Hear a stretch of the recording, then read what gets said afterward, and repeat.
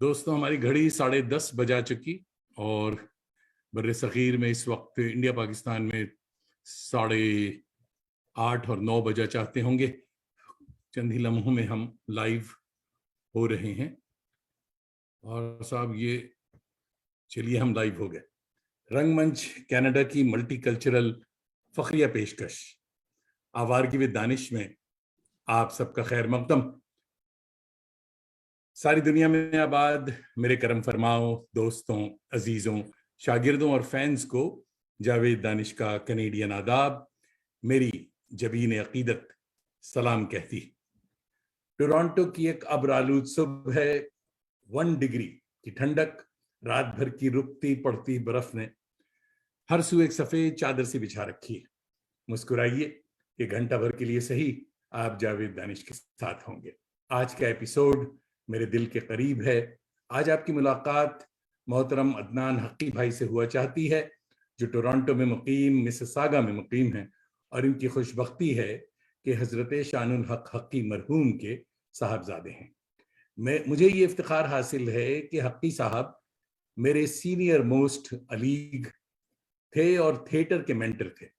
شان الحق حقی 15 ستمبر 1917 کو دہلی میں پیدا ہوئے۔ 11 اکتوبر 2005 ٹورانٹو میں ان کا انتقال ہوا۔ آپ ممتاز فکشن نگار، ترجمہ نگار، شاعر اور ماہر لسانیات تھے۔ 25 سے زائد کتابوں کے مصنف، اور ان کا آکسفورڈ ڈکشنری کا اردو ترجمہ ایک مارکۃ العارہ کام ہے۔ اعلیٰ تعلیم علی گڑھ یونیورسٹی اور سینٹ اسٹیفن کالج دہلی سے۔ 1955 میں لندن میں ذرائع ابلاغ کا کورس بھی مکمل کیا۔ اردو، انگلش، فارسی، ہندی اور سنسکرت کے پنڈت تھے، زبان پر عبور حاصل تھا۔ حکومت پاکستان کی جانب سے ان کی ادبی خدمات کے اعتراف میں ستارہ امتیاز عطا کیا گیا تھا۔ آئیے محترم عدنان حقی بھائی کا استقبال ان کے والد بزرگوار حقی صاحب کے ایک شعر سے کیا جائے کہ دل کی توفیق سے ملتا ہے سراغ منزل، آنکھ تو صرف تماشوں ہی میں کھو جاتی ہے۔ Welcome to 129th episode of Awargi with Danish. محترم عدنان بھائی، آداب، مزاج گرامی۔ آداب، شکریہ جاوید صاحب، آپ نے یاد رکھا والد صاحب کو اور مجھے یہ عزت دی کہ میں ان کے لیے کچھ بول سکوں اور اس پروگرام میں شامل ہو سکوں۔ آپ کے بہت بہت شکریہ۔ نہیں صاحب، اور گفتگو جاری رہے گی انشاءاللہ۔ جی نہیں، کیسے نہیں یاد کرتا آپ کو، جنت میں ان سے ملاقات ہوگی تو میں کیا منہ دکھاؤں تو اس سے پہلے کہ گفت و شنید کا سلسلہ دراز ہو، آئیے کچھ نادر تصاویر ہم شیئر کرتے ہیں، دوستوں کو بتاتے ہیں، اور اس کے بعد بات ہوگی۔ اور جناب یہ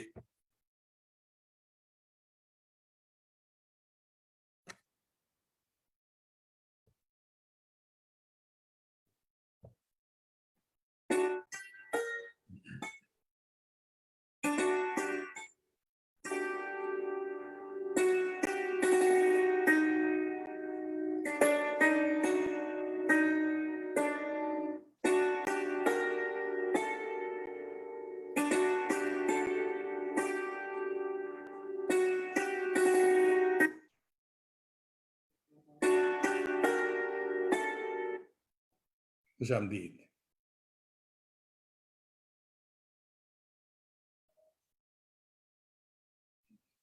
بہت ہی ایک اچھی تصویر ہے یہ صاحب، بہت اچھی تصویر ہے صاحب کی، ماشاء اللہ۔ یہ بتائیے صاحب کون کون یہاں ہے؟ یہ تصویر خاصی پرانی ہے، اس میں میں ہوں بھی نہیں، اتنا پرانی ہے یہ۔ اچھا، اور سوری، میں سمجھا کہ آپ اس میں ہیں۔ جو کہ 1955 کی تصویر ہوگی غالباً۔ اچھا، تو اور دیگر بھائی بہن سب ہیں؟ دیگر بھائی بہن سب ہیں۔ نہیں صاحب، آپ کی بھی تصویر نکالتے ہیں ابھی۔ واہ، یہ دیکھیے صاحب علی گڑھ والا اسٹائل۔ جی، اور یہ گاڑی غالباً موریس، یہ کون سی مورس آکسفورڈ، یہ زبردست گاڑی ہے۔ جی ہاں، یاد ہے مجھے۔ یہ وہی تصویر ہے۔ اچھا، یہ جو ان کو تمغہ قائد اعظم ایوب خان صاحب دے رہے ہیں، واہ، کے دور میں ملا تھا۔ جی ہاں، یہ تمغہ امتیاز جب انہیں ملا۔ جی ہاں، اس کی تصویر ہے. یہ بھی ایک یادگار تصویر ہے تمام مشاہیر کے ساتھ. اس میں میں صرف پہچان رہا ہوں بیچ میں احسان یہ انشا جی ہیں, انشا جی ہیں, عبید اللہ علیم بیٹھے ہیں ابا کے برابر میں. ہاں ہاں ہاں, نہیں سوری, ابا کے برابر میں نہیں, وہ سرور بارہ بنگوی بیٹھے ہیں, پھر والد صاحب ہیں, جی ہاں, پھر یہ شاید بخاری صاحب ہیں, ہاں بخاری صاحب ہیں یہ, جی جی, اور پھر ابن انشا صاحب ہیں. ان کو میں پہچان نہیں رہا, میرے پاس تفصیل لکھی ہوئی تھی, سب سامنے نہیں ہے. یہ عبید اللہ علیم ہے آخر میں, عبید اللہ علیم صاحب ہیں. ہاں, کونے میں جو تصویر ہے وہ چھپی ہوئی ہے آپ کا, جو ہاں, اس کے پیچھے تو میں دیکھتا ہوں. ہاں نہیں, میں سب کو براہ راست پہچان نہیں رہا ہوں, لیکن بس نام لکھے ہوئے تھے ان کے, اگر مجھے معلوم ہوتا تو میں پہلے سے سامنے رکھتا. تو چلیے یہ آ گئے, آپ اس میں ضرور ہوں گے. ہاں اس میں میں ہوں. یہ ماشاءاللہ تصویر فیملی کی. جی, اس میں کچھ کزنز اور میرے بہنوئی بھی ہیں. اچھا, کرنل وسیع نظامی اور میرے بھائی بھابیاں اور ان کے بچے, ہمارے بچے اس وقت. ماشاءاللہ, ہاں جی ویری امپورٹنٹ. ہاں جی, یہ صاحب حقی صاحب کا بہت بڑا کام, یہ اردو ڈکشنری, مجھے لگتا ہے اس سے بڑا کام یہ ہے صاحب, فرنگ تلفظ. ہاں, یہ نئے شاعروں کے لیے اور جن لوگوں کی دلچسپی ہو شاعری سے, تاکہ وہ غلط لفظ نہ باندھیں. تلفظ نہ صرف شاعروں کے لیے صاحب, استادوں کے لیے بھی, ہاں کہ غلط لفظ نہ بولیں. بہت امپورٹنٹ کتاب ہے جی. نقد و نگارش, واہ, جی خود نوشت ہے یہ. نوشت, جی ہاں, بڑی دلچسپ کتاب ہے یہ, خود اپنے طور پہ ایک ادبی کتاب ہے, کیونکہ اس میں آپ کو وہ اشعار ملیں گے, وہ ذوق کی شاعری انہوں نے اس میں ذکر کیا ہے, جو شاید کہیں آپ کو پڑھنے کو نہ ملے.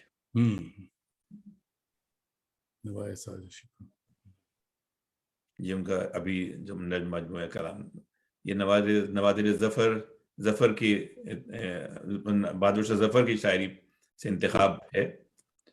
تو اس میں بھی وہ شاعری میں نے دیکھی جو مجھے اور کہیں پڑھنے کو نہیں ملی تھی.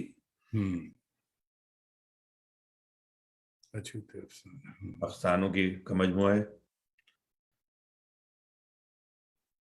اس میں بڑے دلچسپ زبان سے متعلق جو مسائل ہوتے ہیں, مذکر مؤنث اور دوسری مسائل جو زبان میں آتے ہیں, بہت سے ایسے حروف ہیں جن کا مسائل چل رہے ہیں, تو وہ ان کو ڈسکس کیا بڑے لطیف انداز میں. یہ بھی 100 منتخب غزلوں کا مجموعہ ہے. یہ بھی مجموعہ ہے غزلیات کا. یہ بچوں کا ادب, انہوں نے بچوں پہ بہت کام کیا آخر میں. کام کیا, جی ہاں, بہت کام. ان کا خیال تھا کہ اس طرف لوگ توجہ نہیں دیتے ہیں. نہیں دیتے, آج بھی نہیں دے رہے. بالکل جی. اور یہ بھی بڑا امپورٹنٹ کام ہے صاحب, یہ جو ویسٹ کی ساری نظموں کا ترجمہ ہے, مشرق و مغرب تمام, یعنی بنگالی سے بھی ہے اس میں, سندھی سے بھی ہے, اور مقامی زبانیں جو ہیں ان سے بھی ہے, اور ویسٹ سے بھی ہے, مغرب سے بھی ہے. اچھا, یہ اتنی چیزیں, یہ وہاں کورس میں بھی کسی کالج یونیورسٹی میں یہ چیزیں لگی ہیں, کیونکہ اس سے زیادہ اور کیا کام کرے گا آدمی. یہ مجھے ابھی تک ایسی کوئی اطلاع نہیں ہے, لیکن جیسے آپ نے کہا کہ یہ تو ہونی چاہیے, یہ تو ایک تحقیقی کام ہے. بالکل, جو بالکل بہت یہ کام ان کے آنا چاہیے جو لوگ اردو خاص طور سے لٹریچر میں کچھ کرنا چاہ رہے ہیں. دیکھیے یہ بھگوت گیتا جو ہے, یہ تو بہت بڑا کام ہے صاحب. یہ منظوم ترجمہ ہے پورا. منظوم, یہی کمال تھا ان کا جو چیزیں کی ہیں. جی, شاستر بھی بہت ہی امپورٹنٹ کتاب ہے. جی, دنیا کی سب بڑی بڑی زبانوں اس کا ترجمہ تھا, اردو میں نہیں تھا. تو بنے براہ راست سنسکرت سے اس کا ترجمہ کیا. جی ہاں, اور کہہ رہے تو جی ہاں, یہ زبردست ہم بہت. یہ بھی منظوم ترجمہ منظوم ہے. جی ہاں, مجھے ڈرامے کا منظوم ترجمہ ہے. مجھے سنایا ہے انہوں نے, اس سے وقفے وقفے سے. ہاں, انہیں تو زبانی یاد تھی. ہاں بالکل. جی ہاں, یہ مختلف ادبی شخصیات کے مضامین ہیں ابا کے. یہ اس کا بھی ابھی حال ہی میں, یہ سب بہت سی کتابیں ان کے انتقال کے بعد شائع ہوئی ہیں. طنز و مزاح. اس میں بھی یہ مزاحیہ انداز میں بہت سارے ادبی اور لسانی مسائل ہیں اس میں بھی. نظم پہلیاں اور نثر پارے، یہ 5 سے 95 برس کی عمر کے لوگوں کے لیے. یہ بھی بچوں کے لیے ہے، یہ آخر کے دنوں کی ہے. یہ آخری دنوں کی کتاب. یہ بھی جی سوری بھائی دفتر صاحبہ بہت مہنگی پڑی، اس میں کچھ پرابلم ہو گئی. مگر چلیے اس سے پہلے کہ ہم اور باتیں کریں، بہت سارے ہمارے دوست وال پر آ چکے ہیں تو ان کے کچھ کامنٹس لیتے ہیں، اس کے بعد ہم باتیں آگے کریں گے. دیکھیے صاحب، سب سے پہلے تو محمد صالحین ہمارے دوست ہیں، کولکتہ سے دیکھ رہے ہیں، آداب کہہ رہے ہیں، فکشن نگار ہیں. اور احمد اشفاق بھائی دوحہ قطر سے دیکھ رہے ہیں، آداب کہہ رہے ہیں. زینت رشید ہماری چھوٹی بہن ہے، کولکتہ سے دیکھ رہی ہیں. منظر جمیل بھائی ہمارے دوست ہیں، آداب کر رہے ہیں، کولکتہ سے دیکھ رہے ہیں.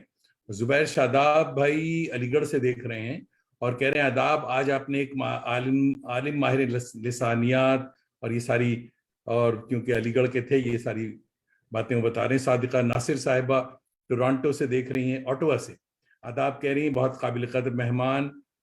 ان کی والدہ مسز شان الحقیق کالج میں ہماری استاد تھیں. اچھا ماشاء اللہ.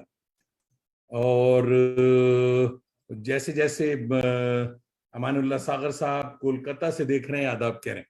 تو چلیے ہم صاحب پھر سے اس کو ریٹین کیا ہم نے. اور دوستوں بہت بہت معذرت کہ بیچ میں بات گڑبڑا گئی تھی. تو ایک فارمولا سوال سے شروع کرتے ہیں کہ صاحب میں سب تمام مہمانوں سے پوچھتا ہوں کہ یہ جو کووڈ-19 سیریز ہے، آپ کا تجربہ اس میں کیسا تھا؟ عدنان بھائی یہ بتائیے. میرا تجربہ آلموسٹ وہی تھا جو سب کا تھا. یعنی ظاہر ہے کہ شروع میں ایک اس کی ہیبت بھی تھی اور اس کی وجہ سے جو پابندیاں تھیں تو یعنی براہ راست لوگوں سے ملنا جلنا تقریباً بند ہو گیا تھا. پھر اسی دوران میں یہ سوشل میڈیا بہت زیادہ پاپولر ہوا اور اب تک ہے. جی ہاں جی. تو زمانہ بدل گیا، بالکل کام کرنے کے طریقے بدل گئے. تو بہت اچھی تبدیلیاں بھی آئی ہیں کووڈ کے ذریعے، لیکن بہت سے نقصانات بھی ہوئے اور جانیں گئیں لوگوں کی. اور لیکن میرا ذاتی تجربہ تقریباً وہی ہے جو سب کا رہا ہے کہ جیسے میں نے عرض کیا کہ ایک مشکل دور سا تھا، جیسے اس سے ہم گزرے. سب آپ کے والد ماجد حقی صاحب ایک انجمن ہی نہیں، ایک تہذیب، ایک روایت کا نام ہے، کیا کہیں گے آپ؟ یہ تو یقیناً، کیونکہ جیسا کہ میں نے ان کو دیکھا کہ تہذیب کا جہاں تک تعلق ہے تو علی گڑھ کی تہذیب سے آپ واقف ہیں، اور وہاں کی تہذیب وہ لے کر آئے تھے. صرف والد صاحب ہی نہیں، والدہ نے بھی وہاں سے ایم اے کیا تھا اردو لٹریچر میں اور وہاں پڑھایا بھی. تو دونوں طرف سے ہمیں یہ فیض حاصل رہا ہے، لیکن بدقسمتی سے اتنی صحبت نہیں ملی والد صاحب کی، کیونکہ وہ اس قدر مصروف رہے کہ، اور والدہ نے ساری ذمہ داریاں اپنے اوپر لے لی تھیں اور ان کو بالکل ہی فارغ البال کر دیا تھا. تو وہ اسی لیے وہ میں سمجھتا ہوں اتنے کام وہ کر سکے اور اتنا وقت دے سکے ان سب چیزوں کو کہ ان کو کوئی فکر کرنے کی ضرورت نہیں ہوتی کہ ہم کون سی کلاس میں پڑھ رہے ہیں، کون سے اسکول میں پڑھ رہے ہیں، کیا ہو رہا ہے. اور ساتھ ساتھ تربیت بھی ہماری والدہ ہی کے ذریعے ہوئی. ہاں ظاہر ہے کہ والد صاحب کی موجودگی اور ان کا بیٹھنا اٹھنا، ان کی گفتگو جو سننے کو ملتی تھی، تو اس سے ہمیں تہذیب بھی ظاہر جو مل سکتی تھی.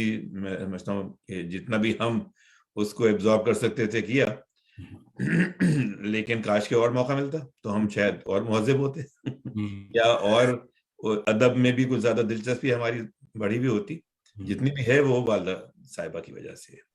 اور نہیں، والدہ کا نام بھی بتا دیں دوستوں کو. سلمہ حقی. ہاں، سلمہ حقی، سلمہ شان الحقی ابا کی چچا زاد بہن تھی. تو وہی گھرانہ تھا، وہی علم و ادب کا یعنی ہمارے ہاں جو سلسلہ تھا صدیوں سے. تو ظاہر ہے کہ وہ جین میں آئے آیا جی ہاں جی اور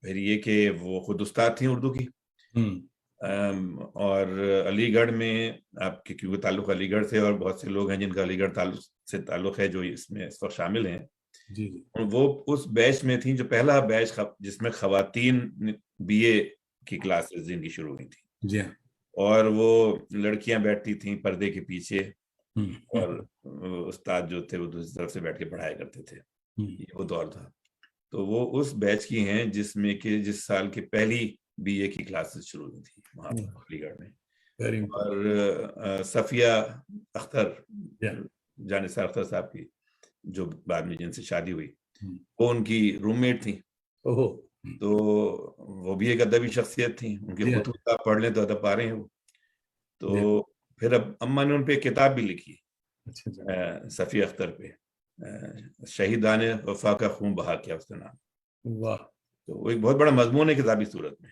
اچھا تو اس میں جو علی گڑھ کو اب اماں نے ڈسکرائب کیا ہے وہ پڑھیں تو میں نے جو پڑھا تو میرے دماغ میں شکل پوری یعنی منظر آ گیا کہ یہ علی گڑھ کیسا ہوگا اچھا علی گڑھ یونیورسٹی کیسی ہوگی تو خیر تو ان کی وجہ سے ابا کو بہت یعنی میں سمجھتا ہوں کہ نہ صرف یہ کہ گھر کی مسائل سے فراغت رہی بلکہ ان کو یعنی ادبی اس میں بھی ایک طرح کی اسسٹنس رہی کہ اگر کچھ لکھتے تھے تو وہ اماں کو پہلے دکھا دیتے تھے یا وہ ان سے ڈسکس کر سکتے تھے ان سے اس موضوع پہ گفتگو ان کی ہو سکتی تھی گھر میں اگر ان کی جو آپس میں گفتگو یا کبھی لڑائی جھگڑا بھی ہوتا تھا تو ایک وہ سننے والی چیز ہوتی تھی کیونکہ اس میں جو زبان استعمال ہو رہی ہوتی تھی وہ سننے کو نہیں ملتی جی جی آپ اپنے دادا حضور کے بارے میں بھی تھوڑا بتائیں وہ بھی بہت بڑی شخصیت جی ہاں دادا ہمارے انہوں نے بھی 2 ڈبل ایم اے کیا تھا وہاں سے علی گڑھ سے فارسی اور عربی میں اور وہاں لائبریرین بھی رہے علی گڑھ میں وہ کافی عرصے اور یعنی شاعر تھے نادان تخلص کرتے تھے نادان دہلوی انہوں نے پورا ترجمہ اس کا حافظ شیرازی کی مجموعے کا پورا منظوم ترجمہ کیا اردو میں جی یہ ان کا ایک بڑا کام تھا اور پھر ان کو برطانوی حکومت کی طرف سے ایک پروجیکٹ ملا تھا کہ ایک اردو کی لغت اس وقت کی سب سے بڑی لغت تھی لغت کبیر اس کا نام تھا وہ ان کو بنانے کے لیے دی گئی کہ یہ آپ اس کو مکمل کریں اور اس پروجیکٹ کے لیے ان کو حیدرآباد دکن میں رہنا پڑا کیونکہ نظام دکن اسے فائننس کر رہے تھے تو وہاں بیٹھ کے انہوں نے 20 سال دن رات کام کیا جو ان کی مثالیں لوگ بتاتے ہیں کہ کھانے پینے کا ہوش نہیں ہوتا تھا اور لیکن جب وہ کام مکمل ہوا تو 1945 میں ان کا اچانک انتقال ہو گیا پھر 1947 میں پاکستان بن گیا تو انجمن ترقی اردو بورڈ کا دفتر تھا دلی میں جہاں سارا مستفیدہ چلا جاتا تھا اس کا جو وہ کام کرتے تھے وہاں بھیج دیتے تھے اور مولوی عبدالحق اس کو ترتیب دے رہے تھے اور اس کی اشاعت ان کی ذمہ داری تھی بہرحال وہ پاکستان آ گئے اور اس کے 2 سال بعد وہ لغت جو تھی وہ مولوی عبدالحق کے نام سے شائع ہو گئی ان کا کہنا یہ تھا کہ وہ سارا مستفیدہ تو وہاں ضائع ہو گیا فسادات میں اور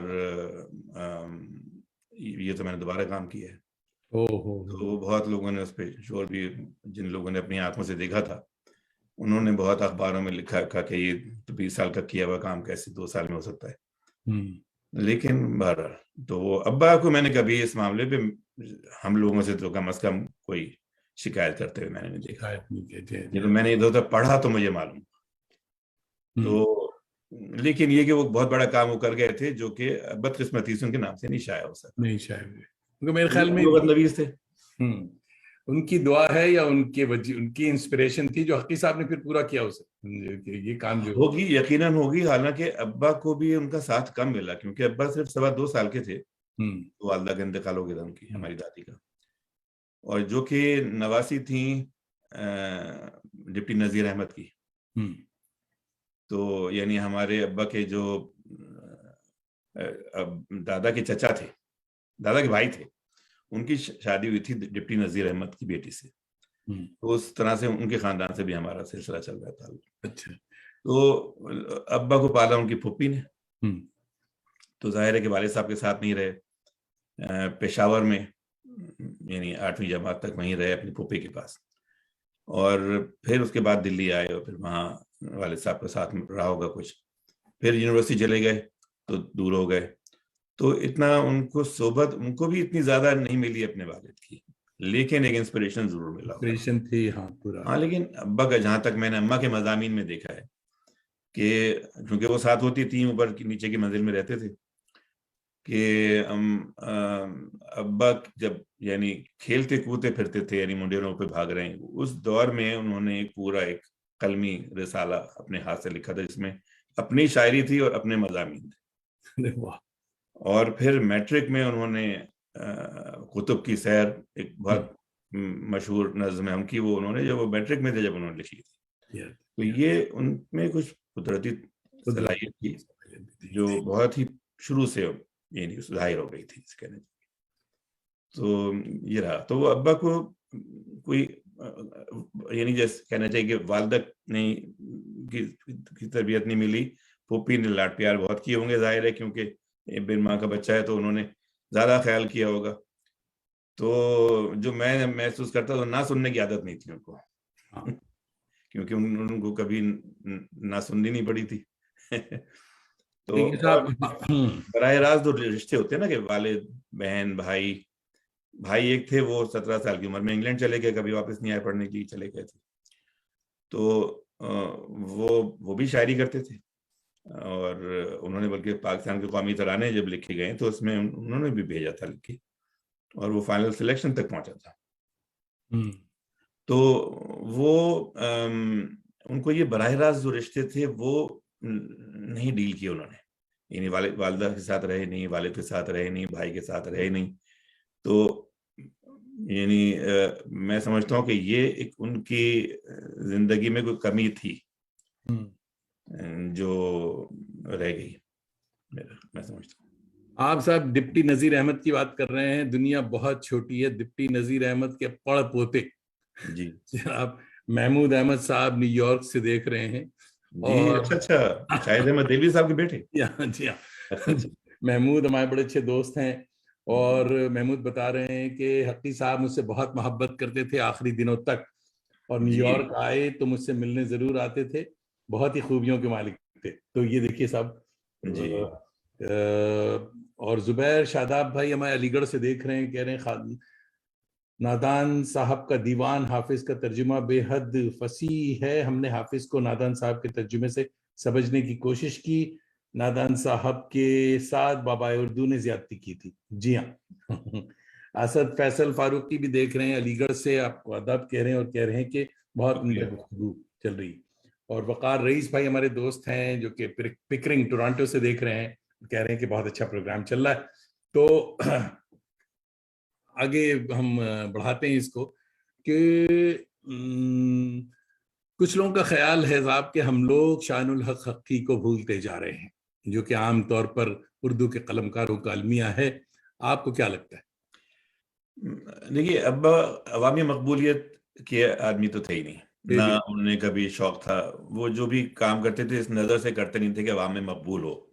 مشاعروں میں بھی نہیں جاتے تھے, اس قسم کی شاعری نہیں کرتے تھے یعنی جو کہ عوام میں مقبول ہو. وہ اپنا ایک انداز تھا, وہ انہوں نے کبھی نہیں چھوڑا. اور تو عوام میں مقبولیت نہ ہونا تو میں سمجھ سکتا ہوں کہ عوام نہیں جانتی, تو وہ ان کی زندگی میں بھی نہیں جتنا جانتے تھے لوگ عوام. لیکن جو لوگ ادب سے دلچسپی رکھتے ہیں, جو لوگ اردو ادب سے تعلق رکھتے ہیں, اگر وہ کوئی مجھ سے کہے کہ وہ حقی صاحب کو نہیں جانتا تو مجھے حیرت ہوتی ہے کہ ان کو تو ضرور جاننا چاہیے. ہاں کیا پھر بالکل صحیح. آپ حقی صاحب اردو ڈکشنری بورڈ کے ساتھ 1958 سے 75 تک منسلک رہے. کوئی 24 والیوم میں, دوستوں کو میں بتاتا چلوں کہ 24 والیوم کی ڈکشنری انہوں نے مرتب کی تھی, اور کوئی 75,000 الفاظ کے معنی تراشے. یہ ایک بہت بڑا اور عظیم کام ہے. تو ایسی مصروفیت میں گھر پر کتنا وقت دیتے تھے؟ وہ ہمارے یہاں ایک مہمان کے طور پہ رہتے تھے. اچھا ایسا لگتا تھا کوئی مہمان ہیں جو مہمان ٹھہرے آ ہوئے گئے. ہمارے یہاں, ایک بہت محترم کوئی شخصیت ہیں. اچھا. وہ گھر میں ہوتے بھی تھے تو کہیں غائب ہوتے تھے, اگر وہ کھانے کی میز پہ کھانا لگتا تھا اور ان کا انتظار ہوتا تھا اچھا اچھا.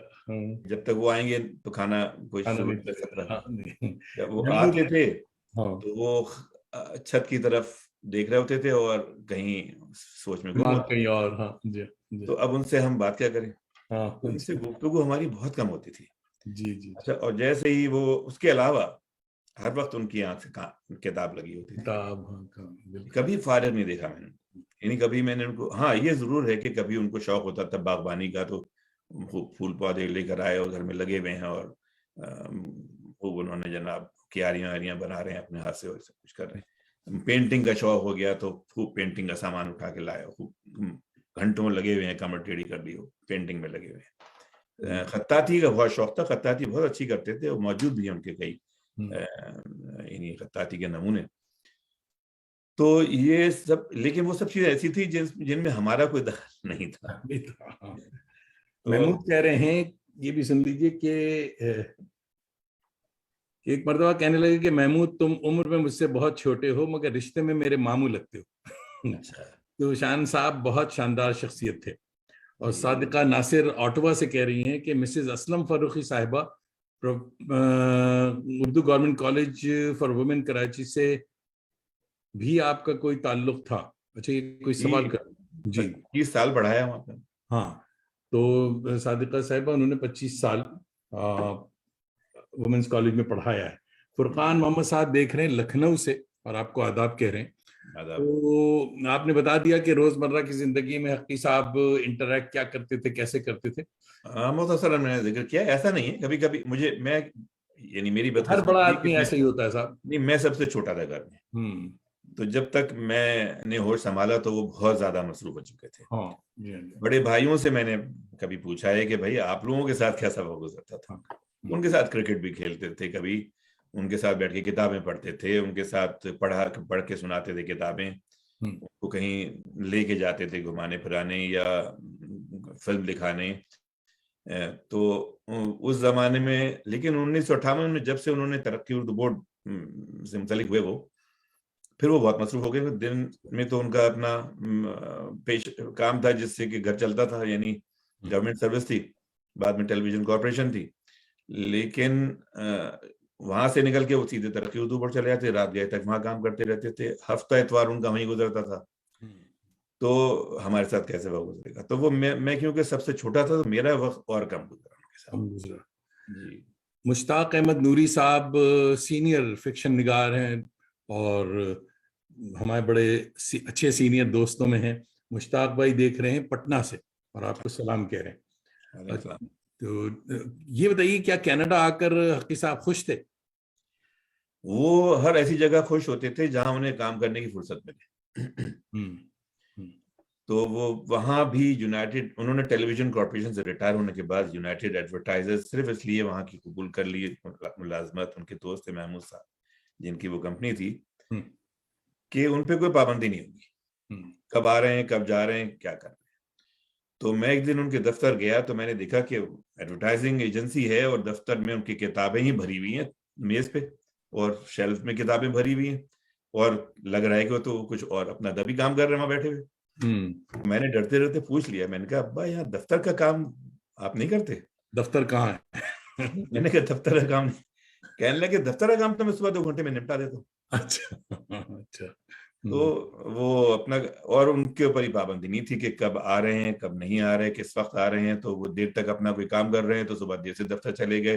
تو انہوں نے صرف اس لیے قبول کر لی تھی وہ ملازمت کہ وہ اپنا کام کر سکتے ہیں, کوئی ایسی جگہ ہو جہاں بیٹھ کے اپنا سکون سے. یہاں پر جب وہ آئے ہیں کینیڈا, میں مونٹریال میں تھا 8 سال, وہاں وہ میرے پاس رہے اور مستقل دن رات وہ لگے رہے یہ انگریزی اردو کی جو آکسفورڈ ڈکشنری ہے, کیونکہ اس کا کام بہت ڈیلے ہو گیا تھا اور وہ اسے مکمل کرنا تھا, بہت دباؤ تھا. تو سوائے کام کرنے کے اور کچھ ان کے پاس یعنی وہ نہیں تھے. تو وہ بہت خوش تھے کہ میں ایسی جگہ بیٹھا ہوں جہاں مجھے کوئی ڈسٹرب نہیں کر رہا, کہ یہاں ستارت کرنی ہے, مشاعرہ ہے, وہاں جلسہ ہے. تو حالانکہ ہماری تھوڑی بہت ادبی مصروفیات ہوتی تھی مونٹریال میں بھی، جو بھی ہمارا چھوٹا سا حلقہ ہے انہوں نے بہت کچھ کیا، لیکن پھر بھی وہ فرصت ملی کام کرنے کی اور انہوں نے وہیں اس کو مکمل کیا، ڈکشنری کو جو آکسفورڈ کی ڈکشنری ہے۔ اس کا مجھ سے بھی انہوں نے ایک بار کہا تھا کہ کینیڈا بہت اچھا ملک ہے، کام بھی میں خوب کر سکتا ہوں، یہاں کام ہو رہا ہے، مگر بیماری میں لغت کا کام شاید مکمل نہ ہو۔ نہیں، وہ تو یہ جب خدشہ تھا۔ دوسری لغت جو دی گئی تھی آکسفورڈ ڈکشنری والوں کی طرف سے، اردو ٹو اردو ڈکشنری، ہاں اس پہ وہ جب انہوں نے کام شروع کیا تو اس میں بھی 20,000 الفاظ کر لیے تھے انہوں نے۔ اور آپ کو یہ سن کے حیرت ہوگی کہ جب ان کو بالکل ڈاکٹروں نے جواب دے دیا، اور میں ان کے ساتھ تھا اس وقت جب سرجن، یہ نہیں میں آپ کو یہ واقعہ اس لیے بتا رہا ہوں کہ آپ یہ سوچیے کہ ان کے لیے زندگی صرف کام کرنا تھی، کام کرنا، کہ سرجن نے کہا کہ بھئی اب تو ہم کچھ نہیں کر سکتے but you will be around for a little while. تو ابا کا پہلا سوال تھا کہ اچھا میرے پاس کتنا وقت ہے؟ تو انہوں نے پوچھا آپ کو کتنا وقت چاہیے؟ کہنے لگے 3 سال۔ 3 سال کس لیے چاہیے؟ انہوں نے کہا مجھے اپنا کام پورا کرنا ہے۔ اور کوئی ہوتا تو کہتا مجھے حج کرنا ہے، مجھے اپنے بچوں کی شادیاں دیکھنی ہیں، مجھے کچھ اور خوشیاں دیکھنی ہیں۔ ان کے لیے صرف یہ اہم تھا۔ تو وہ اس قسم کے آدمی تھے، ان کے لیے کوئی چیز اہم نہیں تھی، زندگی بھر ہم نہیں دیکھا۔ کبھی اگر میں نے ان سے اردو پڑھنے کی کوشش بھی کی ہے سوچ کر کہ یہ تو بڑے اسکالر ہیں، جو اردو پڑھائیں گے وہ اماں کیا پڑھائیں گی، تو اماں گھر پہ نہ ہوئی اور میرا کوئی میٹرک کا امتحان تھا تو میں چلا گیا ان کے کمرے میں ڈرتے ڈرتے، اور میں نے کہا ابا مجھے اردو پڑھنے میرا امتحان ہے۔ تو کتاب لیٹے ہوئے پڑھ رہے تھے اور کتاب سے نگاہیں نہیں ہٹی ان کی، انہوں نے کہا تو کیا پڑھنا ہے؟ تو میں نے کہا کہ اردو کا امتحان ہے۔ ایک غزل میں لے کر آ گیا تھا، مشہور سی کو غالب صاحب، تو کہنے لگے کہ کیا ہے؟ میں نے کہا غزل ہے۔ کہنے لگے پڑھو۔ میں نے پوری غزل پڑھ دی، دل ناداں تو جو ہوا کیا ہے، آخر اس درد کی دوا کیا ہے۔ پوری غزل پڑھ دی میں نے۔ کہنے لگے تو اس میں کیا مشکل ہے؟ یہ تو بہت سادہ سی غزل ہے۔ اب میں سوچنے پڑ گیا کہ ابھی کوئی مشکل لفظ ہی ڈھونڈوں اس میں، تو اب وہ تو یعنی جو استاد جیسے ہماری والدہ اردو پڑھاتی تھیں، اور شعر کی خوبیاں سمجھانا، اس میں کیا کیا صنعتیں استعمال ہوئی اور کیا کیا بیان کی خوبی ہے اور یہ سب کچھ، اور کس شاعر کا کیا انداز ہے، وہ ابا نے تو اس کو یہ تو سادہ سی غزل ہے، اس میں کچھ نہیں ہے، اس میں کیا نہیں سمجھ میں آ رہا؟ میں نے کہا سب سمجھ میں آ رہا ہے، شکریہ۔ تو وہ کیونکہ کتاب میں مگن ہے اپنی، تو اور وہ اپنے لیول سے نیچے نہیں ہٹتے تھے۔ کبھی اگر ہم نے کوئی سوال کر لیا ان سے، اگر اردو ادب سے متعلق کوئی ٹیکنیکل سوال کر لیا، تو وہ اس قسم کی زبان بولنے لگتے تھے جو ہمیں بھی نہیں سمجھ میں آتی تھی، وہ اصطلاحات ہماری بھی سمجھ میں نہیں آتی تھی۔ تو وہ یہ نہیں تھا کہ وہ لے مین لیول پہ نہیں آ کے سمجھا سکتے تھے بات کو، وہ سمجھتے تھے اتنا تو اس کو پتا ہوگا۔ ہاں یہ بھی بات۔ اب حقی صاحب اوپر سے تو بڑے وزادار اور بڑے باوقار تھے، مگر جس کو پسند فرماتے تو پھر کھل کر اس سے باتیں کرتے تھے، اور صرف علی گڑھ کی وجہ سے، کیونکہ میرے وہ ٹیگ لگا ہوا تھا کہ صاحب علی ہے لڑکا، تو علی گڑھ کی وجہ سے مجھ پر خاص کرم فرماتے تھے اور بہت اچھے سے بات کرتے تھے۔ اور ایک دفعہ بات ہو رہی تھی تو ہم نے پوچھا کہ قبلہ آپ کس سن میں تھے علی گڑھ میں، کب کیا آپ نے BA؟ تو کہنے لگے 1938 میں کیا تھا۔ اور تم تو نہ ہوگے اس زمانے میں۔ تو ہم نے کہا قبلہ اس زمانے میں ہم اپنے ابا کی شادی کے پلان میں نہیں تھے۔ علی گڑھ کیا بہت ہنسے، کہنے لگے یہ علی گڑھ والا ہی بول سکتا ہے۔ یہ بات تھی کہ وہ ہر عمر کے ہاں لوگ کے ساتھ بالکل گھل مل جاتے تھے، اور بس یہ تھا کہ وہ معیار ان کا جو ہے وہ کسی کوئی لیول ہونا چاہیے ان کا، جو ہونا چاہیے۔ تو مگر کیا گھر میں بچوں کے ساتھ بھی ایسے ہنسی مذاق کا موقع ہوتا تھا؟ میرے دور میں نہیں تھا اتنا زیادہ، ان کے پاس وقت نہیں تھا یعنی، تو لیکن تھوڑا بہت ضرور ہوتا ہوگا، جو بہت زیادہ واقعات مجھے یاد نہیں ہے، لیکن وہ مثلاً ہم کو وہ ہمارے ساتھ یہ کرتے تھے کہ مہمان آئے ہوئے گھر میں اور انہوں نے مجھے بلائے کھڑا کر دیا، چلو بھائی بلک کر سناؤ۔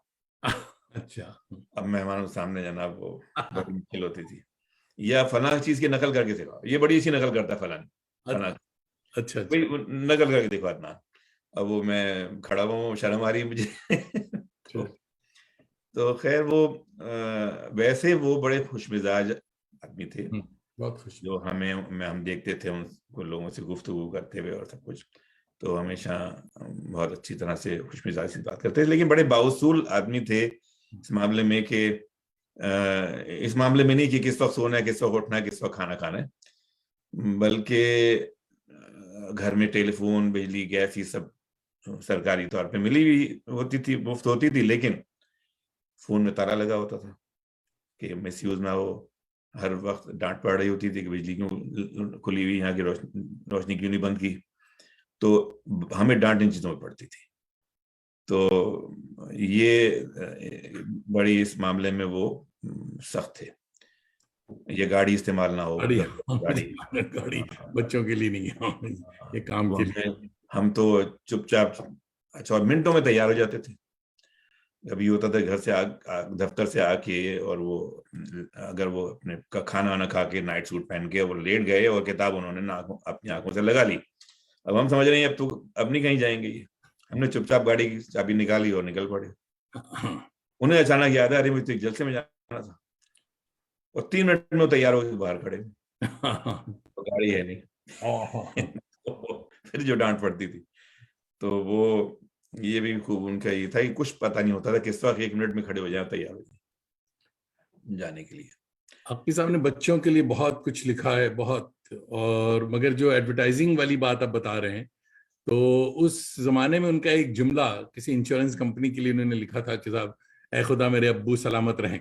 تو وہ اشتہار آج تک چلتا ہے. ہاں, وہ اچھا, ہاں, آج تک چل رہا ہے. آج تک وہ اشتہار استعمال ہو رہا ہے.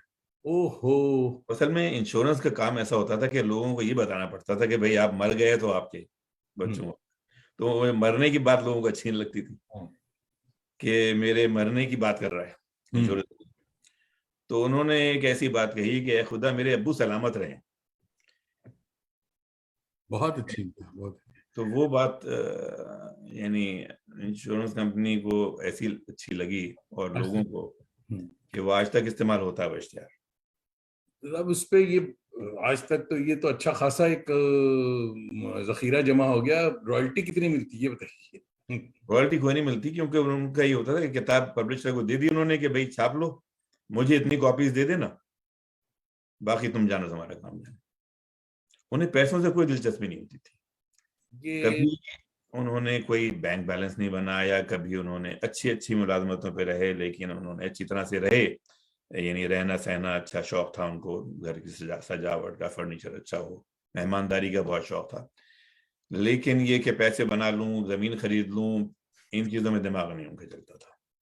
تو کبھی کوئی فائدہ اٹھا کے اس طرح کی, کبھی گھر نہیں بنایا, والدہ نے بیچاری نے کسی طرح سے بنا لیا گھر قرض ورض لے کے, لیکن یہ کہ یعنی ہاؤس بلڈنگ وغیرہ سے, لیکن ابا کہتے تھے کہ جائیداد ہونی نہیں چاہیے, جھگڑے فساد ہوتے ہیں گھروں میں, تو وہ اس کے قائل ہی نہیں تھے.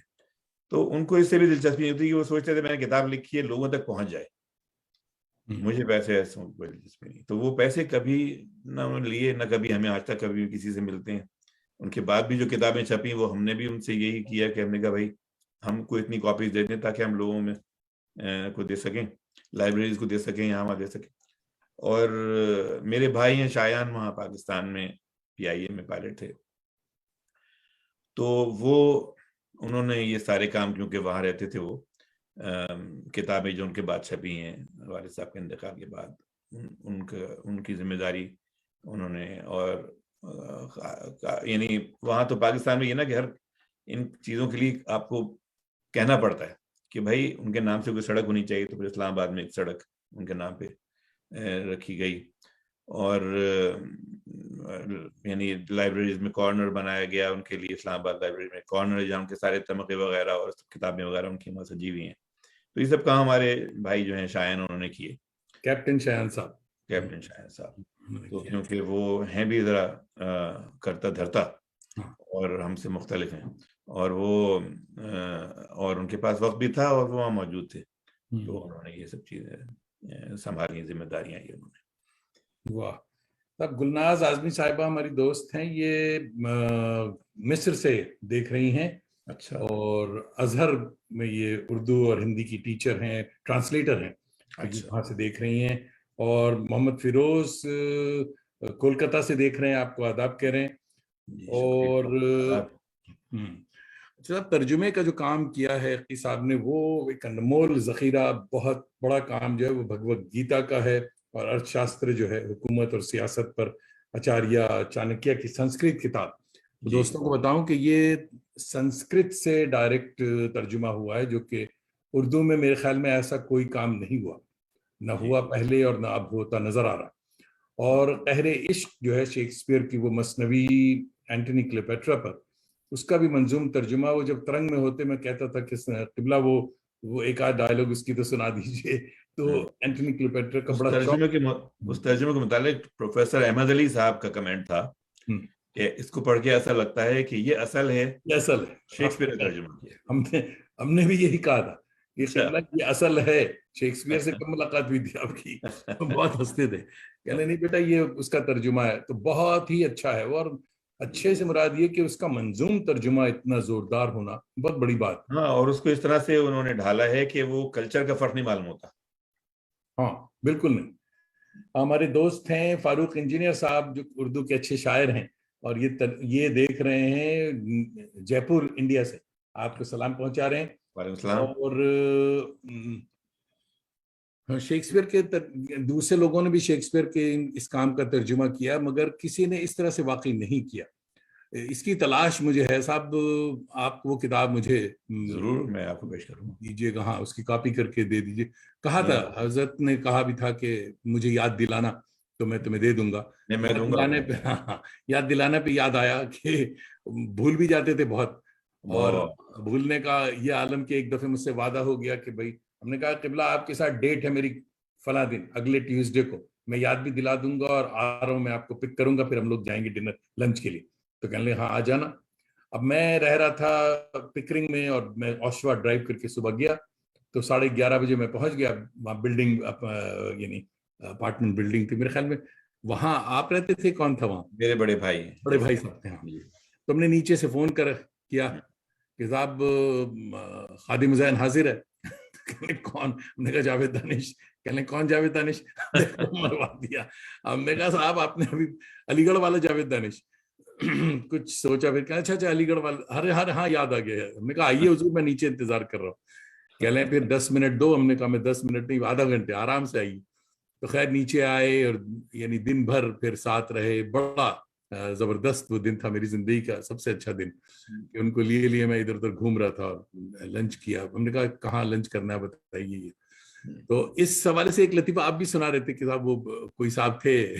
ہاں، وہ جہاں یونائٹڈ ایڈورٹائزرز میں ابا کا کمرہ اوپر تھا، اور روز جب دفتر جاتے تو ایک صاحب ان کو سلام کرتے تھے. تو ابا ان سے ہمیشہ پوچھتے تھے معافی جگہ پہچانا نہیں آپ کو؟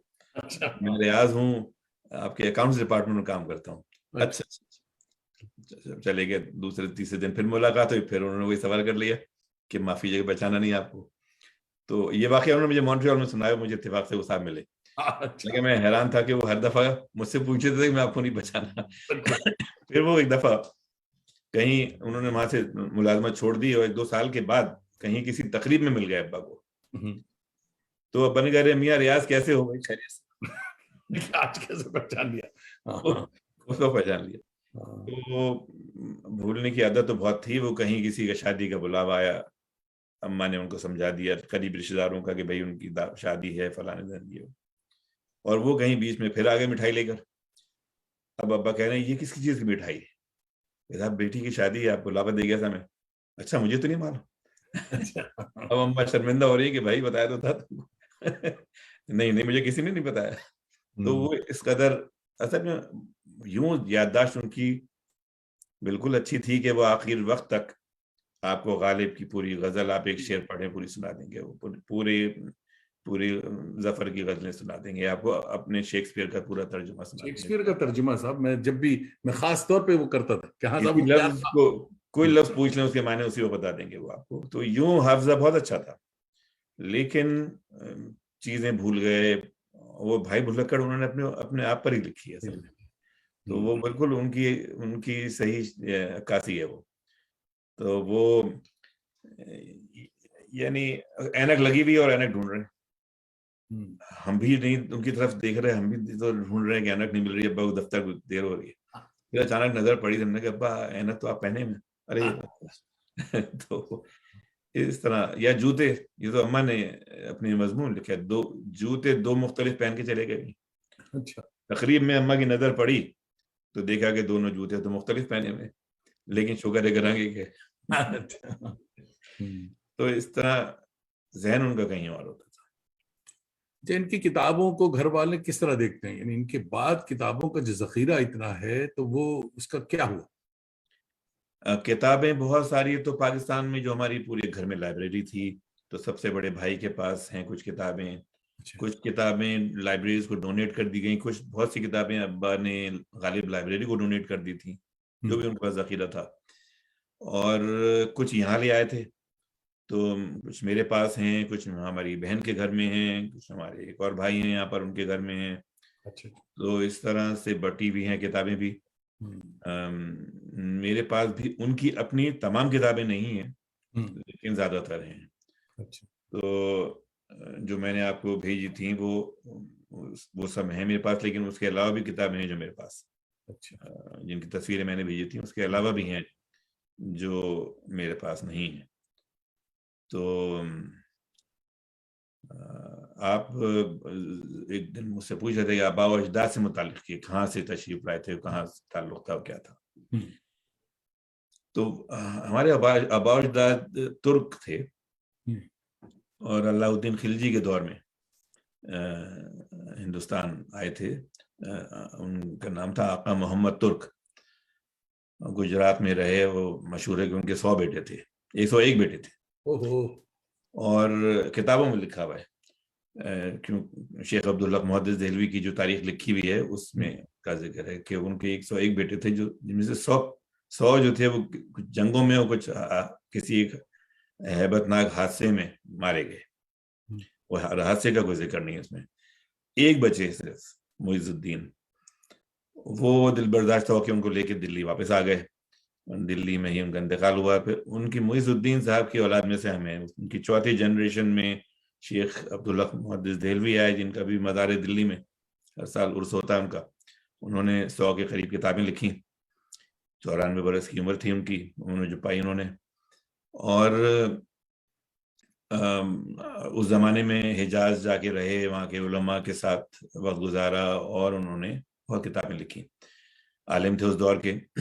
اس کے بعد بھی ان کے بعد بھی خاندان میں مفتی اور عالم بہت گزرے. تو یہ سلسلہ چلتا رہا مسلسل. علمی جو تھا ایک سلسلہ, وہ ختم نہیں ہوا. زیادہ تر وہ مذہبی علم تھا اس دور کا, لیکن کتابیں لکھنا, مفتی اور عالم ہونا, یہ ایک ہمارے خاندان میں ہر جنریشن میں تھے. اور ہمارے دادا تو اس کا تو ذکر ہو گیا, ان کے والد بھی میر منشی تھے اور گریجویٹ تھے, اور خان بہادر کا خطاب ان کو ملا ہوا تھا. ہمارے نانا کو بھی, جو والدہ کے والد تھے, وہ بھی پوسٹ ماسٹر جنرل تھے اس زمانے میں. ادب سے جو تعلق تھا وہ ہمارے دادا کا تھا گہرا, لیکن شعر و شاعری اور یہ ادب سے دلچسپی سب بھائیوں میں اور سب پورے خاندان میں ہوتی تھی. یعنی عورتیں بھی جو تھیں وہ چاہے پڑھے لکھے نہ ہوں, لیکن وہ ادب سے ان کا گہرا تعلق ہوتا تھا. تو یہ ایک سلسلہ خاندانی تھا جو چلتا رہا. اس سلسلے میں آپ جتنے بھائی بہن ہیں ماشاءاللہ, ان میں کوئی حقی صاحب کے نقش قدم پر چلا, یعنی ادب میں دلچسپی لی؟ یا 2-3 بڑے بھائی جو ہیں ان کا تو انگریزی ادب میں زیادہ دلچسپی ہے, ان کی اردو بھی سمجھتے ہیں ادب اور وہ پڑھتے ہیں, لیکن یہ کہ زیادہ دلچسپی ان کی انگریزی ادب میں رہی. کچھ شوق ہم 3 چھوٹے بھائی بہنوں میں زیادہ تھا, جس میں سے میں کہوں گا کہ مجھ میں کچھ شاید ان سے بھی تھوڑا سا زیادہ آیا شوق. کسی وجہ سے یا تو اماں سے اردو پڑھ کے دلچسپی پیدا ہوئی ادب سے, اور سخن فہمی آئی, شعر کو سمجھنا اور اس کی خوبیوں کو سمجھنا. سمجھنا نہیں صاحب, آپ تو شعر کہتے بھی ہیں. میں کہتا ہوں، لیکن میں نے کبھی نہیں کہے تھے، والد صاحب کے انتقال کے بعد یہ شوق پیدا ہوا کہ اچھا جب میں نے الٹی سیدھی شاعری اتنی پڑھی ادھر ادھر اخباروں میں اور یہاں ہمارے سالوں میں، تو میں نے کہا اس سے اچھی تو میں بھی کر سکتا ہوں. اچھا تو ہمت پیدا ہوئی. ابا کے سامنے تو کوئی یہ نہیں ہے، ڈانٹ پڑ جاتی ہے ہمیں اگر ہم نے کوئی الٹا سیدھا شعر غلط بھی پڑھ دیں کسی اور کا شعر، تو وہ ان سے تو ڈر لگتا تھا، تو ان کے آگے تو کبھی ہمت نہیں کی. صاحب اسی بہانے کوئی غزل بھی سنا دیں، کیونکہ موقع بھی ہے، دستور بھی. ابا کی غزل نہیں آپ ایک، ہاں ایک ان کی سنائیے آپ، ہاں اپنی پسندیدہ کتاب کی کوئی غزل. آپ نے مجھ سے پہلے کہا ہوتا تو میں نکال کے رکھتا کچھ. نہیں آپ اپنی سنائیے پھر. نہیں میں غزل نہیں، مجھ سے مت کہیے. ایک آج شعر سنا دیجیے. میں نے آپ کو ایک ابھی حال ہی میں ایک اردو زبان کی جو حالات ہیں کہ بگڑتی جا رہی ہے، اور بلکہ اس کی بقا کو بھی خطرہ ہو گیا، لاحق ہو گیا، تو اس پہ مجھے ایک چند چار ذہن میں آئے تھے، تو میں نے شاید آپ سے ذکر بھی کیا تھا کہ گو شکل بدل جائے گی، اردو تو رہے گی، واہ مرجھائے ہوئے پھول کی خوشبو تو رہے گی. واہ واہ. میں سامنے نہیں رکھی ہوئی اس وقت، آپ نے پہلے ذکر کیا ہوتا تو میں سامنے رکھتا اور پڑھتا. آخر میں یہ تھا کہ گو غالب و اقبال، میں آپ کو ذہن میں پورا اس وقت ہے نہیں، تو آپ اگر تھوڑا سا وقفہ دیں گے تو میں لا کے یہاں رکھ لوں گا، پڑھ لوں گا. تو ایوب خان کے دور میں انہیں ستارہ امتیاز ملا تھا، جو کہ ایک بڑا انعام ہے پاکستان کا. ایوب خان کے دور میں ان کو تمغہ قائد اعظم، ہاں یہ ستارہ امتیاز کب ملا تھا؟ وہ ملا تھا جب ضیاء الحق صاحب کا دور تھا. ضیاء صاحب کے زمانے میں جی. وہ ان کے یہی ڈکشنری کے کام پہ اور ان کی اور ادبی تصانیف پہ ان کو یہ ستارہ امتیاز اب تو میں دیکھتا ہوں بٹ رہے ہوتے ہیں. ہاں لیکن یہ کہ اس زمانے میں ستارہ امتیاز کسی کو ملنا ایک بہت بڑی بات ہوتی تھی. اب بہت میں دیکھتا ہوں کہ لوگوں کو مل رہے ہوتے ہیں ستارہ امتیاز. مگر یہ کیا اس میں کیش منی اعزاز کی بات ہے ظاہر؟ جی کیش منی بھی اس میں ہے یا صرف نہیں کیش ریاضی ہے؟ یہ صرف اعزاز. اچھا اچھا. ہمارے دوست ڈاکٹر کوثر مظہری صاحب، یہ جامعہ ملیہ اسلامیہ دہلی کے اردو کے پروفیسر ہیں، دہلی سے دیکھ رہے ہیں، اور کوثر بھائی فرما رہے حقی صاحب سے دہلی ذاکر نگر میں ملاقات ہوئی تھی، اور میں اسلم جمشید پوری، شمع افروز زیدی اور نگار عظیم صاحبہ نے مل کر ان کے اعزاز میں ایک نشست کی تھی. بے حد سادہ اور منکسر المزاج اور اعلیٰ اعتبار سے بحر ذخار، کیا ہی دلکش شخصیت کے مالک تھے. واہ. تو کوثر مظہری بھائی یہ نہیں بتایا آپ نے کہ یہ کس سن کی بات ہے، تو وہ بھی بتائیے. ہما علی بھی دیکھ رہی ہیں میرے خیال میں، لکھنؤ سے آپ کہہ رہی ہیں، اور سالیہ رشید صاحبہ اردو فارسی اور عربی کی professor head of the department ہیں الہ آباد یونیورسٹی کی، وہ بھی دیکھ رہی ہیں. اور جیسے آداب کہیے، سبوں کو آداب. اور تو جو بھی ہے ایک آدھ سلام اور میں لے سکتا ہوں، وقت ہمارا ہوا چاہتا ہے. جی جی جی. کے ساتھ ہی کیا حقی صاحب کی کبھی کوئی خواہش تھی کہ کوئی اولاد ان کے نقش قدم پر چلے یا ادب شناس بنے، یا انہوں نے کبھی تیار کروایا کسی کو کبھی؟ اس طرح نہیں، کیونکہ وہ شاید یہ سمجھتے تھے، وہی شاید کیونکہ ان کے ساتھ بھی یہی ہوا ہوگا کہ یہ اگر اچھا وہ جس دور میں تھے تو ایک ایسا دور تھا کہ فضا میں ادب اور کلچر اور ہر چیز تھی. تو وہ یعنی علی گڑھ کے زمانے میں تو یعنی ہر دوسرا شخص شعر و شاعری کرتا ہوگا، تو وہ ماحول ہمیں تو ملا نہیں. جی. وہ شاید یہ سمجھتے ہوں گے کہ یہ صلاحیتیں خود بخود ابھرتی ہیں، اور یہ اگر کسی کو کچھ بننا ہوگا تو خود ہی بن جائے گا. تو وہ کبھی انہوں نے بیٹھ کے یہ ہم سے ڈسکس نہیں کیا تم کیا کرنا چاہتے ہو زندگی میں، کیا بننا چاہتے ہو، کس چیز کا شوق ہے. اس طرح کی باتیں وہ نہیں کرتے تھے میرے خیال میں. میرا ذاتی خیال ہی کہ وہ سمجھتے تھے کہ یہ انسان کو جو بننا ہوتا ہے وہ خود بخود ہی بنتا ہے. بات بھی صحیح ہے جی. صلاحیتیں ابھرتی ہیں. کوثر مسعود بھائی, ہاں کوثر بھائی بتا رہے ہیں کہ 1998 میں دہلی گئے تھے حقی صاحب. 1998 کی بات ہے. جی جی جی.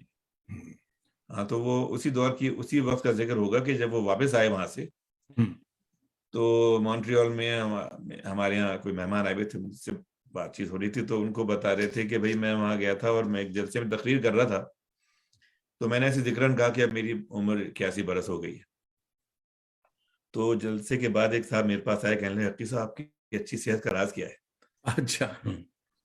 تو میں نے انہوں نے کہا, میں نے جواب دیا کہ بھائی 14 سال کی عمر سے سگریٹ پیتا ہوں, کبھی وقت پہ سویا نہیں, کبھی وقت پہ اٹھا نہیں, کبھی صحت مند غذائیں نہیں کھانے کی کوشش کی, بہت کم کھاتا ہوں, اور بے تحاشا کام کیا زندگی میں, ہفتے اتوار کو بھی کام کیا.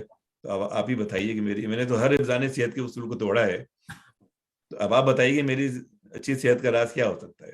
تو میں نے کہا میں بتاتا ہوں. میں بیٹھا ہوا سن رہا تھا, تو میں نے کہا, جو چونکے کہنے لگے کیا؟ میں نے کہا آپ کی اچھی صحت کا راز یہ ہے کہ آپ نے زندگی بھر وہ کیا جس میں آپ کو دلچسپی تھی, جس کو آپ انجوائے کر رہے تھے.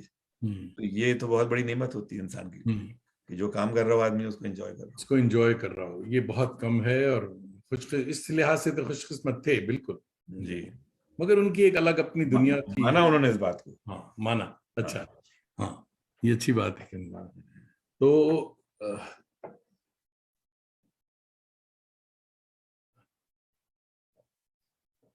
اچھا, اور بھی بہت سارے ساتھی آ کر کمنٹ کر رہے ہیں, مگر دوستوں آپ سے میں نے بتایا تھا کہ ہمیشہ یہ ضرور بتایا کریں کس محلے سے دیکھ رہے ہیں, تو پھر میں بتاؤں. تو آپ سبوں کا بہت بہت شکریہ. کہ محمد مہر عالم بھائی ہمارے دوست ہیں, جو کہ میرے خیال میں ٹورانٹو سے دیکھ رہے ہیں. جی ہاں, مساگا سے دیکھ رہے ہیں اور آداب کہہ رہے ہیں. تو جناب محترم عدنان حقی بھائی, آپ کا دل کی گہرائیوں سے شکریہ. آپ نے نہ صرف وقت دیا بلکہ مجھے اس دنیا کی سیر کرا دی جسے ہم بھی بھولتے جا رہے تھے, اور علی گڑھ کی یاد دلا دی, حقی صاحب کی یاد دلا دی, اور خدا بند کریم انہیں غریق رحمت کرے. کوئی اہم بات رہ گئی ہو تو بلا تکلف آپ بتا سکتے ہیں. اہم بات میں نہیں سمجھتا کہ کوئی ایسی رہ گئی ہے. وہ بڑے پرفیکشنسٹ آدمی تھے. ہاں پرفیکشنسٹ. یہ وہ لوگ بہت سے ان کو اس لیے پسند نہیں کرتے تھے کہ وہ خوبیاں خرابیاں وہی بتا دیتے تھے, خاص طور سے جونیئرز کی. اور کوئی بھی چیز ایسی جو مکمل نہ ہو یا معیار کے مطابق نہ ہو, وہ اسے قبول نہیں کرتے تھے. تو بہت سے لوگوں کو ظاہر یہ چیز پسند نہیں آتی ہوگی, لیکن ان کی طبیعت کا حصہ تھی. تو یہ ایک ان کی ایک خوبی کہہ لیجیے یا خرابی. نہیں, یہ خوبی تھی صاحب, خوبی تھی, اور اتنی کانفیڈنس ہونی چاہیے کہ جو سچ ہے وہ سچ منہ پہ کہہ دیں. اس زمانے میں ڈکشنری لکھ رہے تھے, مطلب وہ مکمل کر رہے تھے کام مونٹریال میں, تو انہوں نے, میں نے دیکھا کہ داڑھی شیو کرنا چھوڑ دیا کچھ دن. تو میں نے سوچا شاید وقت نہیں ملا ہوگا. پھر جب وہ بہت بڑھنے لگی تو میں نے کہا آپ نے شیو نہیں. کہنے لگے کہ بھائی میں سوچتا ہوں مجھے, میرے پاس ایک وقت ضائع ہوتا ہے اس میں, یعنی شیو کرنے میں وقت ضائع ہوتا ہے. اب کون سا میں یہاں کسی سے آنا جانا, مجھے ملنا جلنا ہے, تو میں اس میں وقت نہیں ضائع کرتا. تو میں نے چھوڑ دیا شیو کرنا. تو وہ داڑھی انہوں نے بڑھا لی. تو وہ اس طرح سے ان کی داڑھی بڑھ گئی کام کے مصروفیت کی وجہ سے. اور پھر انہوں نے کہا بس ٹھیک ہے اب رکھ لی تو رکھ لی. ہاں تو خیر دوستوں, آپ سب کا بھی فردن شکریہ کہ آپ ہر شنبہ کی شب سیٹرڈیز کو آپ ہماری آوارگی کو وقار بخشتے ہیں, اور ساتھ ہی اپنی دوستی کا بھرم بھی رکھتے ہیں. اپنے عزیزوں دوستوں کو بھی آوارگی پہ راغب کیا کریں, اور ساتھ ہی ہماری یوٹیوب چینل کو سبسکرائب بھی کیا کریں, کروایا کریں, کہ دل سے دل کو راہ اور چراغ سے چراغ تادیر روشن رہا کرتا ہے. اگلے ہفتے ہمارے یعنی نومبر 29 2022 ہمارے مایہ ناز مہمان ہوں گے صاحب طرز ناولسٹ محترم خالد جاوید صاحب. ضرور شرکت کریں, اور اس میں بڑی سرپرائزز بھی ہوں گی. تو آپ سے نیکسٹ ویک پھر ملاقات ہوگی. اب تو جاتے ہیں بدھ کدے سے میر, پھر ملیں گے اگر خدا لایا انشاءاللہ. تو آپ قبلہ رکیں ذرا سا, میں یہ